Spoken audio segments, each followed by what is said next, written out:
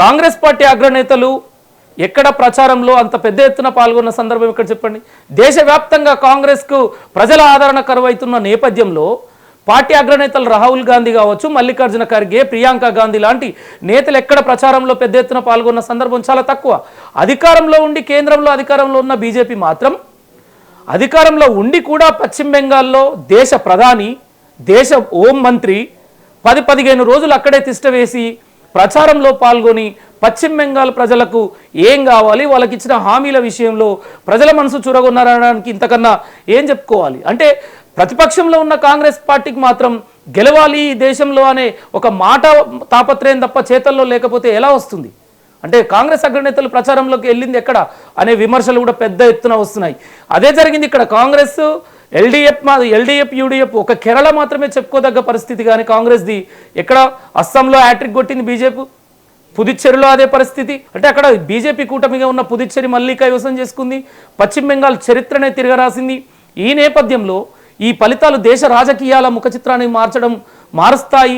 2029 ఎన్నికలకు ఇదొక సెమీఫైనల్ అని ఏదైతే భావించింది కనుకనే బీజేపీ ఆ వ్యూహాత్మకంగా అడుగులు వేసింది.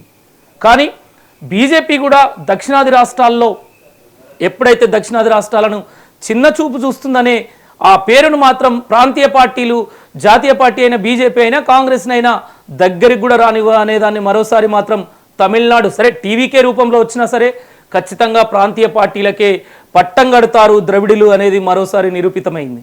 కేరళ విషయంలో అదే జరిగింది. ప్రతి దగ్గర ఇక్కడ చూసుకున్నట్లయితే అంటే కేరళ విషయంలో కూడా కాంగ్రెస్ సొంతంగా ఏం కాదు, అక్కడ కూడా కూటమిగా ఉన్నది కనుకనే ఒక 10 పార్టీలు 5-6 పార్టీలు చిన్న చితక పార్టీలు కలిస్తేనే ఒక కూటమి ఏర్పడ్డ పరిస్థితి. కానీ ఎక్కడ దక్షిణాదిలో ప్రాంతీయ పార్టీలని ప్రాబల్యాన్ని తగ్గించలేరు అనేది మాత్రం నిరూపితమైంది. కాకపోతే పశ్చిమ బెంగాల్లో ప్రాంతీయ పార్టీ ఓటమితో మొత్తానికి దేశ రాజకీయాల్లో ప్రాంతీయ పార్టీలు అంటే కేంద్ర జాతీయ పార్టీలను ఎదిరించే పెద్ద దిక్కుగా ఉన్న మమతా బెనర్జీ ప్రశ్నించే గలం దీంతో కొంత కోల్పోయినట్టే.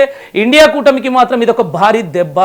ఇండియా కూటమి మనగడే ప్రశ్నార్థకం అనడంలో ఎలాంటి సందేహం లేదు.